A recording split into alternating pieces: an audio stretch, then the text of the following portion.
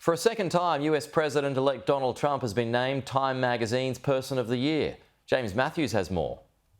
We're seeing the transition towards a Trump presidency, how that's shaping up and how the rest of the world is engaging with it. The picture story of the day, of course, was Trump ringing the bell at the New York Stock Exchange. He's been made Time Person of the Year. The magazine chose him as the person who had most influence on the news in 2024. Second time he's won it.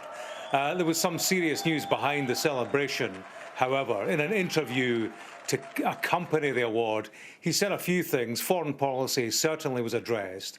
But he gave us an idea of how a second term will look domestically too. Said he was open to rethinking childhood vaccines. He linked vaccines to autism, which isn't, of course, supported by the scientific evidence. He talked immigration.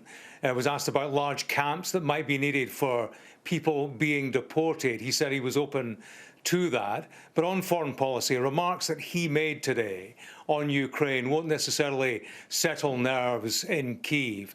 On US-made weapons being fired into Russia, he said this: "I disagree very vehemently with sending missiles hundreds of miles into Russia. Why are we doing that? We're just escalating this war and making it worse. That should not have been allowed to be done."